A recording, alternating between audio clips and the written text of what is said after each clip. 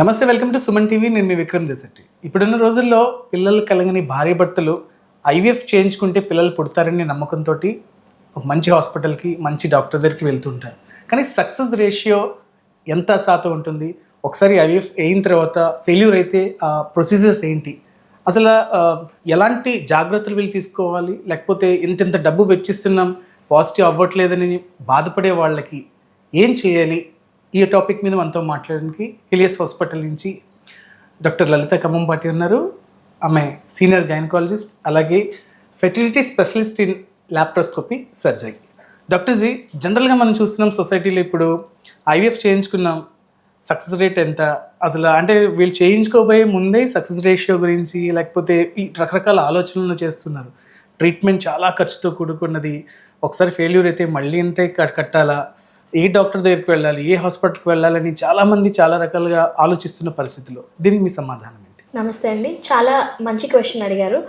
So జనరల్గా అందరికీ ఉండే అపోహ ఏంటంటే ఐవీఎఫ్ అంటే వాళ్ళు ల్యాబ్లో ఏదో చాలా పెద్ద ప్రొసీజర్ చేస్తున్నారు, ఇంత ఖర్చుతో కూడింది, సో 100% మనకి పిల్లలు పుట్టేస్తారు అనేది. అన్ఫార్చునేట్లీ అలా ఉండదు. ఇప్పుడు భారతదేశంలో ఏడాదికి 20 నుంచి 30 లక్షల దాకా కపుల్స్, భార్యాభర్తలు, మనకి పిల్లలు లేని వాళ్ళు కొత్తగా కూడా వస్తున్నారు. మనకి కేసెస్ చాలా పెరిగిపోతున్నాయి. ఏడాదికి సుమారుగా 2.5 లక్షల నుంచి 3 లక్షల ఐవీఎఫ్స్ భారతదేశంలో జరుగుతున్నాయి. ఇది జస్ట్ 2023-24లో. అండ్ నెక్స్ట్ ఇయర్ ఇంకా పెరగచ్చు. ఎందుకంటే చాలాసార్లు మనకుండే ప్రాబ్లమ్స్కి ఐవీఎఫ్ తప్ప ఇంకొక సొల్యూషన్ లేదని మనకి ఒక ఆలోచన వస్తుంది. ఇలాంటి ఐవీఎఫ్ అనేది ఏంటంటే, ఇప్పుడు మిగతావి వర్క్ అవ్వనప్పుడు, ట్యూబ్స్ లేకపోతే బ్లాక్డ్ ఉన్నప్పుడు, మగవాళ్ళలో కౌంట్ చాలా తక్కువ ఉన్నప్పుడు ఐవీఎఫ్ మనం ఎక్కువగా చూస్తాము. అది చూసినప్పుడు అది నన్ను అడిగితే అది జస్ట్ స్టార్టింగ్ ప్రొసీజర్ మాత్రమే. అంటే దాంట్లో ఇంకా అదొక మహాసముద్రం. ఒక ఐవీఎఫ్ చేయించుకోగానే ఫెయిల్ అయిపోతే ఇంక అయిపోయింది, నాకు పిల్లలు పుట్టరు అని అనుకోకూడదు. ఎందుకంటే ఇప్పుడు మీరు ప్రపంచవ్యాప్తంగా చూస్తే సింగిల్ సైకిల్లో ఐవీఎఫ్ సక్సెస్ రేట్, అడ్వర్టైజ్మెంట్స్లో ఏమన్నా రానివ్వండి, యాక్చువల్ నిజం 30%. అంటే 100 మంది ఐవీఎఫ్లు చేసుకుంటే 30 మందికి పిల్లలు పుడుతున్నారు. సో ఇందులో ఇంపార్టెంట్గా మనం చూడాల్సింది ఏంటంటే, ఐవీఎఫ్లో మనకి ఒకసారి ఐవీఎఫ్ చేస్తే, ఇప్పుడు ఒక పేషెంట్ నా దగ్గరకు వచ్చారు, ఎక్కడ ప్రాబ్లం అవుతుంది అన్న నాకు ఒక ఐడియా వస్తుంది. ఎందుకంటే ఎగ్స్ తీసి దాని క్వాలిటీ చూస్తాం, స్పర్మ్ని మంచిగా చూసి అబ్జర్వ్ చేసి దాని క్వాలిటీ చూసి అవి రెండు కలిసినప్పుడు ఎంబ్రియో ఎన్ని ఎగ్స్ తీసాము, వాటిల్లో ఎన్ని రెండో రోజుకి అంటే ఒక మగగా ఉన్న స్పర్మ్, ఆడగా ఉన్న ఎగ్ కలిసి ఫర్టిలైజ్ అయిన జైగోట్ అవుతుందన్నమాట. ఆ ఫస్ట్ డేకే ఎన్ని అయ్యాయి? ఇప్పుడు 20-30 ఎగ్స్ తీసినా అందులో ఫస్ట్ ఆఫ్ ఆల్ మంచి క్వాలిటీ ఎగ్స్ మీకు హార్డ్లీ 20 రావచ్చు. ఒక 20 మంచి క్వాలిటీ ఎగ్స్లో మనం స్పర్మ్ పెట్టాము, అవి ఎంబ్రియోస్ ఫామ్ అవుతున్నాయి. అది ఇప్పుడు ఎవ్రీడే మనం చూస్తాం.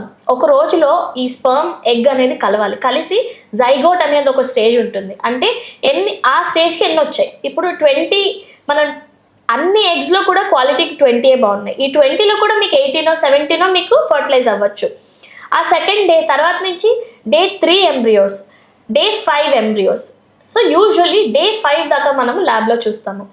ఇప్పుడు మనం 23-26తో స్టార్ట్ చేసిన జర్నీ మనకి డే 2కి వచ్చేసరికి 18 అవ్వచ్చు, డే 3కి వచ్చేసరికి అది జస్ట్ 12 అవ్వచ్చు, డే 3 టు డే 5 ఆ 12కి 12 ఫామ్ అవ్వచ్చు, లేదా ఆ ఫామ్ అయిన వాటిలో ఓన్లీ ఒక 4 బ్లాస్ట్లు అయిపోవచ్చు, ఏదైనా స్టేజ్లో ఆగిపోవచ్చు. ఆ వచ్చిన బ్లాస్ట్ కూడా వాటి స్టేజింగ్ ఏంటి, వాటి క్వాలిటీ ఏంటి, ఇవన్నీ తెలుస్తాయి. సో ఒక కపుల్ ఐవీఎఫ్ అవ్వగానే మనకు ఒక జనరల్ ఐడియా వస్తుంది. ఇప్పుడు లెటస్ సే నేను చాలా మంచి బ్లాస్ట్, చూడడానికి హై క్వాలిటీగా ఉంది, అది లోపల పెట్టాను, అవ్వలేదు. ఎండోమెట్రియం ఎలా ఉంది, దాని బ్లడ్ ఫ్లో ఎలా ఉంది, దానివల్ల అవ్వలేదా? సో దాని తర్వాత కానీ దాని ముందర కానీ హిస్ట్రోస్కోపీ అనేది ఒకటి చేస్తాము, లాప్రోస్కోపీ చేస్తాం, కెమెరా పెట్టి చూస్తాం అంతా బాగానే ఉన్నాయా లేదా. అండ్ ఇప్పుడు ఇమ్యూనలాజికల్ స్టడీస్, అంటే ఈ ఎండోమెట్రియంనే ఇంకా స్టడీ చేయొచ్చు, దాని క్యారెక్టరిస్టిక్స్ దాన్ని బట్టి ఇంకా ఇంప్రూవ్ చేయొచ్చా. ఇప్పుడు రిపీటెడ్గా ఫెయిల్ అయిన వాళ్ళకి రిపీటెడ్ ఇంప్లాంటేషన్ ఫెయిల్యూర్ అంటాం. అంటే 3 ఐవీఎఫ్లు 4 ఐవీఎఫ్లు ఫెయిల్ అయిన వాళ్ళకి కూడా వీఆర్ గివింగ్ హోప్. ఇప్పుడు బయట 5 ఐవీఎఫ్స్ ఫెయిల్ అయ్యి వచ్చి నా దగ్గరకు వచ్చి ఫస్ట్ ఐవీఎఫ్లో సక్సెస్ అయిన వాళ్ళు కూడా ఉన్నారు. అంటే నేను గొప్ప అంటే కాదు, అది డాక్టర్ ఎవరని కాదు, ఫ్యాక్టర్స్ ఏంటి అని చూసారా లేదా. మేల్ది చాలాసార్లు క్వాలిటీ బాగుంది ఆర్ జస్ట్ స్పర్మ్ అనాలిసిస్ బాగుంది, ఓకే మేల్ది ఫ్యాక్టర్ అయిపోయింది అనుకుంటారు. కాదు, వాళ్ళకి కూడా డైట్ ఇచ్చి, వాళ్ళకి కూడా మనం మెడిసిన్స్ పెట్టి, వాళ్ళకి కూడా డిఫరెంట్ టైప్ ఆఫ్ ప్రొసీజర్లుగా ఆ స్పర్మ్స్ సెలెక్షన్ డిఫరెంట్ టైప్స్లో చేసి ఆ స్పర్మ్స్ని కూడా మనం ఇంప్రూవ్ చేయొచ్చు. అండ్ మనకి ఎండోమెట్రియంని ఇంకా ఇంప్రూవ్ చేయొచ్చు. ఎగ్జాక్ట్లీ ఏ టైంలో మనం ఐవీఎఫ్ చేయాలనేది తెలుసుకోవచ్చు. ఈ ఎంబ్రియో మనకి చూడడానికి క్వాలిటీ మాత్రమే ఉంటుంది, దాంట్లోనే ఎగ్జాక్ట్లీ దాని జెనెటిక్గా కూడా అది బాగుందా లేదా అనేది ఇన్వేజివ్గా, అంటే దాన్ని కట్ చేసి బయాప్సీ చేసి చూసుకునే అవకాశాలు కూడా ఉంటాయి. అవి పీజీటీ అంటాము. అలా కాకుండా జస్ట్ దాని కల్చర్ మీడియంని టెస్ట్ చేసే అవకాశాలు కూడా ఉంటాయి. ఒకటి గుర్తుంచుకోవాల్సింది ఏంటంటే, నేను ఇందాక చెప్పినట్టు ఐవీఎఫ్ అనేది ఒక మహాసముద్రం, అదొక హోల్ ఫుల్ సబ్జెక్ట్. ఆ సబ్జెక్ట్లోకి డెప్త్లోకి మనం వెళ్ళొచ్చు. దానికి ముఖ్యంగా మనకి కావాల్సింది ఏంటంటే మనోధైర్యం. అండ్ మనము హోప్ అనేది వదులుకోకుండా ఫస్ట్ ఎక్స్పర్ట్స్ దగ్గరికి వెళ్ళి, కరెక్ట్ వాళ్ళ దగ్గరికి వెళ్ళి నెక్స్ట్ ఏంటి అనే క్వశ్చన్ మనము వాళ్ళకి వదిలేయాలి. So let us give you options. ఈ ఆప్షన్స్లో మీరు ఏ ఆప్షన్స్ చేసుకోగలరు అనేది మీరు చూసుకోవచ్చు. అంతేకాని ఒక ఐవీఎఫ్ ఫెయిల్ అయితే ఫస్ట్ దిగాలైపోవడం, లేకపోతే నాకు పిల్లలు పుట్టరు అని మనకి డిసైడ్ చేసేసుకోవడం. సో అలాంటివి లేకుండా మనం ఎంత తొందరగా కనుక, ఇప్పుడు చాలాసార్లు మా దగ్గరికి ఏమవుతుందంటే, ఇప్పుడు 20s, 30s ఐవీఎఫ్ ఫెయిల్ అయింది, తర్వాత వాళ్ళు వదిలేస్తారు, మేము వదిలేసామంటారు. తర్వాత ఈ పూజ చేయండి అంటే ఆ పూజ చేస్తారు, అక్కడికి వెళ్ళి ఆ బాబాతో తన్నించుకుంటే పిల్లలు పుడతారంటే అది చేస్తారు, ఏదైనా చేస్తారు. సో అలాగా ఏదైనా చేస్తూ అయినా అవ్వలేదు, బట్ ఎవరో ఇప్పుడు నాలాంటి వాళ్ళ గురించి వింటారు, వస్తారు. బట్ ఆ వచ్చే టైంకి వాళ్ళకి 38 40 అవుతుంది. అప్పుడు మనకు ఉండే ఆప్షన్స్ అప్పటికే ఆప్షన్స్ అయిపోతాయా? నో. ఏఆర్టీ లా ప్రకారం మనం 48 49 దాకా కూడా ఐవీఎఫ్ చేసుకోవచ్చు. సో ఆప్షన్స్ అనేవి చాలా ఉంటాయి. మనకి కావాల్సింది డాక్టర్ జీ, నేను అబ్జర్వ్ చేసింది ఏంటంటే, హెల్త్ ఇష్యూ వచ్చినప్పుడు మిగతా ప్రాబ్లంకి సక్సెస్ రేషియో ఎంత, ఈ సర్జరీ అయితే అని ఎక్కడ అడగరు, కానీ ఐవీఎఫ్ పర్టికులర్గా సక్సెస్ రేషియో ఎంత అనేది అడుగుతుంటారు. ఒక్కసారి ఫెయిల్యూర్ అయిన తర్వాత అంటే వాళ్ళ మానసిక స్థితి ఎలా ఉంటుందంటారు? అంటే అంతలా వాళ్ళు బాధపడిపోతేనే రిజల్ట్ వస్తుంది అనుకోవాలా, లేకపోతే ఎందుకు అలా అవుతుంటారు? మీ దగ్గరికి వచ్చే పేషెంట్స్ ఎక్కువగా ఎలాంటి పేషెంట్స్ వస్తూ ఉంటారు? సో ఐవీఎఫ్ చేయించుకున్నారా, న్యాచురల్గా ట్రై చేశారా, ఐయుఐ ట్రై చేశారా అనేది ఇర్రెస్పెక్టివ్గా చాలామంది పిల్లలు లేని వాళ్ళు డెస్పరేట్గా వస్తారు. ఆ డెస్పరేషన్ని చాలామంది అడ్వాంటేజ్గా కూడా తీసుకుంటారు. సో ఇప్పుడు ముఖ్యంగా వాళ్ళు తెలుసుకోవాల్సింది ఏంటి, ఈ రేట్స్, సక్సెస్ రేట్స్ ఎందుకు చెప్తాము అంటే, ఇప్పుడు మీరు ఒక ట్రీట్మెంట్కి చూసుకుంటే, ఇప్పుడు న్యాచురల్గా మనం ఈ టైంలో కలవండి అని చెప్తాం, దానికి 10% సక్సెస్ రేట్. అది మనం ఫస్ట్ నుంచి కూడా చెప్తాం. ఎందుకు చెప్తాము? ఎందుకంటే మీరు అర్థం చేసుకోవాలి, ఈ 100 మందిలో 10 మందికి న్యాచురల్గా అవుతుంది. సో అలా అవ్వని వాళ్ళు నెక్స్ట్కి వెళ్ళండి అని అర్థము, అంతేకాని ఇలా అవ్వకపోతే ఇంకా అయిపోయింది మీ జర్నీ అని చెప్పి కూర్చోవడం కాదు. అండ్ యూజువలీ పిల్లలు పుట్టేదాకా కూర్చోరు, మనం అనుకున్నది సక్సెస్ అనేది వచ్చేదాకా. బికాజ్ ఎప్పుడైనా మనిషి ఆశాజీవి. సో ఇప్పుడు ఇక్కడ కాకపోతే అక్కడ, అక్కడ కాకపోతే ఇంకొకటి అని చెప్పి చేస్తూనే ఉంటాం. ఆ చేసేదేదో కరెక్ట్ మనుషుల దగ్గరికి వెళ్తే చిన్న చిన్న స్టెప్స్తో మనము ఎగ్జాక్ట్లీ ఎక్కడ రాంగ్ అయిందని చూసుకుని దాన్ని కరెక్ట్ చేసుకుని ప్రెగ్నెన్సీ రేట్ ఇవ్వడం జరుగుతుంది. అంటే ఇంకొక కామన్ డౌట్ ఏంటంటే, ఇప్పుడు ఫస్ట్ సిట్టింగ్ ఉంది, దీనికి ఇంత ఖర్చు పెట్టేసాం, సెకండ్ సిట్టింగ్కి ఇంత, థర్డ్ సిట్టింగ్ కూడా ఇంతే ఉంటుంది అని ఒక చిన్న అపోహ ఉంటుంది.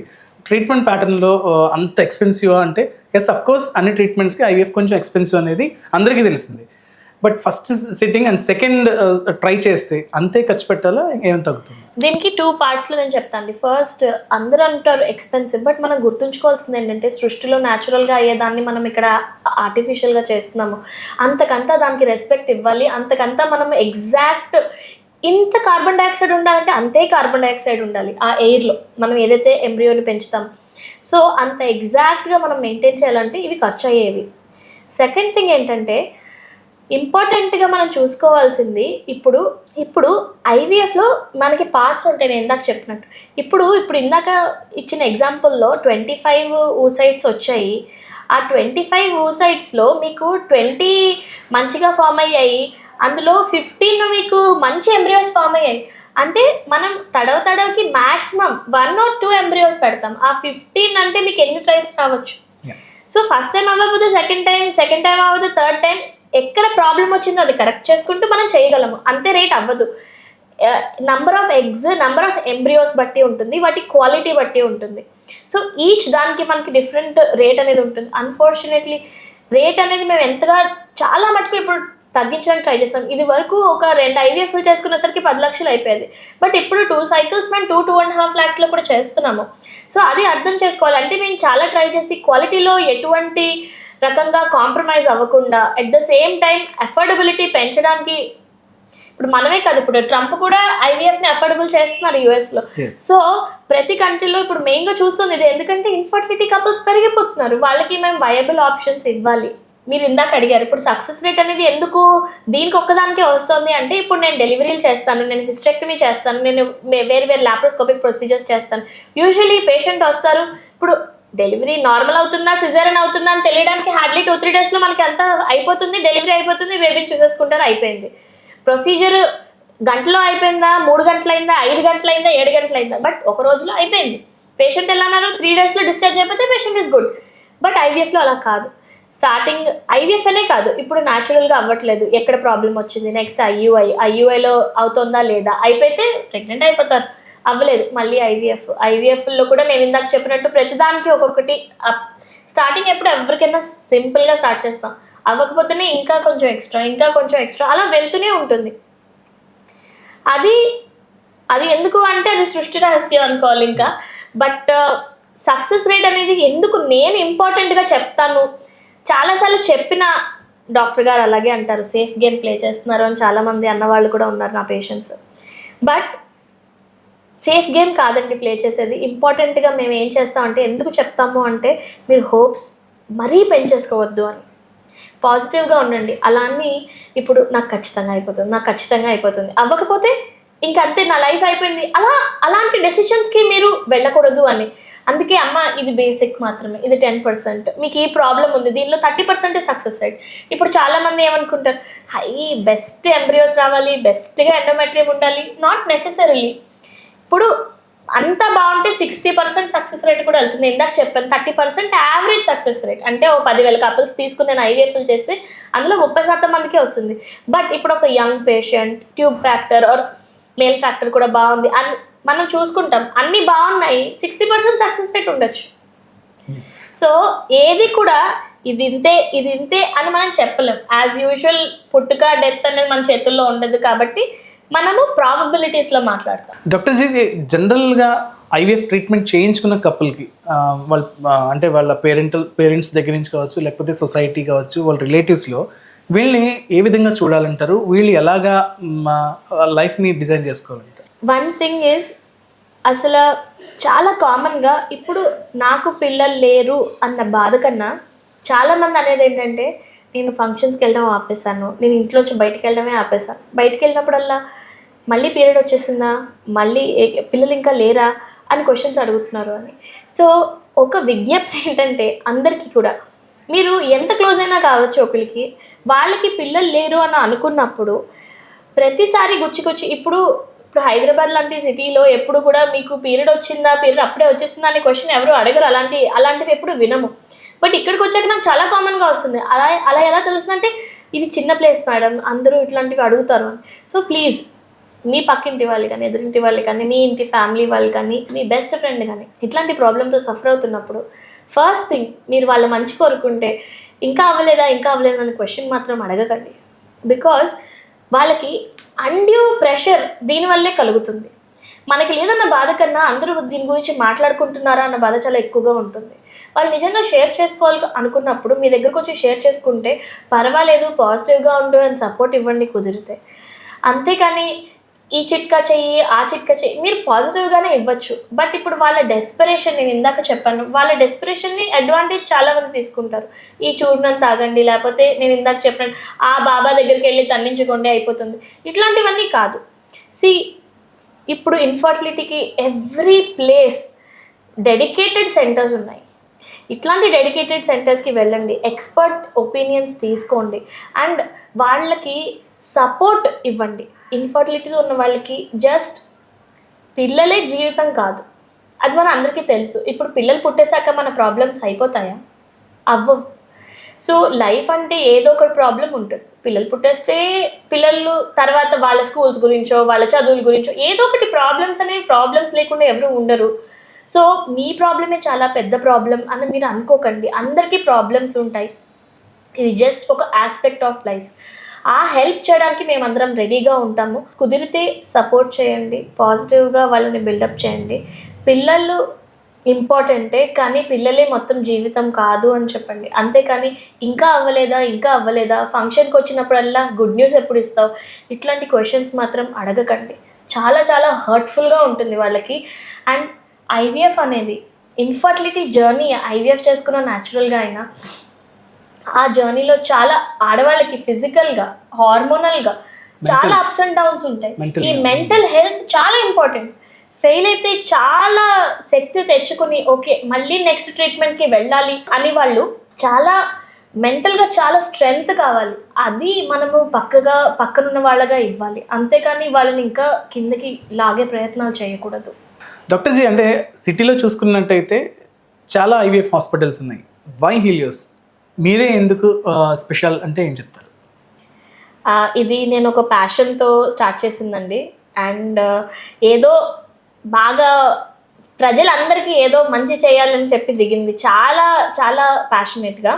సో నేను ప్రతి కపుల్ వచ్చినప్పుడు ఫస్ట్ వాళ్ళకి ఇప్పటిదాకా అయిన ట్రీట్మెంట్లు ఏంటి, దాంట్లో ఏం ప్రాబ్లమ్స్ వచ్చాయి, అసలు మనము ఎందుకు మనకి పుట్టట్లేదు అనేది రూట్ కాజ్ వెతుక్కుని దానికి treatment as affordable as possible. ఇప్పుడు వాళ్ళు ఐవీఎఫ్ అని వచ్చిన, వాళ్ళు ఐయుఐ అని వచ్చిన, న్యాచురల్గా ట్రై చేసి సక్సెస్ అయిన వాళ్ళకి మన దగ్గర ఉన్నారు. అంటే వాళ్ళు ఏమనుకున్నా సరే ఫస్ట్ మనము అఫోర్డబుల్గా బెస్ట్ ఆప్షన్ ఏంటి అండ్ కరెక్ట్గా వాళ్ళ ప్రాబ్లమ్ని కరెక్ట్ చేసే ప్రాబ్లం ఏంటి అని వెతుక్కుంటాను. మోస్ట్ ఇంపార్టెంట్గా వాళ్ళది మెంటల్ హెల్త్, ఇమోషనల్ హెల్త్ ఎలా ఉంది మాట్లాడి అవన్నీ కూడా వాళ్ళని స్ట్రాంగ్ చేసి లైఫ్లో జస్ట్ పిల్లలు ఇవ్వడమే కాదు, వాళ్ళకి ఒక కాన్ఫిడెన్స్ ఇవ్వాలని నేను అనుకుంటాను. సో ఐ హోప్ అందుకనే వస్తారని. Thank you so much madam. అంటే ఇప్పటి వరకు కూడా ఈ ఐవీఎఫ్కి సంబంధించి రకరకాల క్వశ్చన్స్ అన్నీ కూడా చూసే వాళ్ళకి అంటే అవి అన్నీ నాక్ చేస్తూనే ఉంటాయి. వాటన్నింటికీ బెస్ట్ ఆన్సర్స్ అయితే డాక్టర్ గారు ఇచ్చారు. ఇది ఇవాళ ఎపిసోడ్. నెక్స్ట్ ఇదే ఐవీఎఫ్ టాపిక్ మీద, అంటే ఈ వ్యాస్ట్ అంటే సముద్రం లాంటి టాపిక్ మీద డాక్టర్ గారితో మరిన్ని క్వశ్చన్స్ షూట్ చేద్దాం. Stay tune.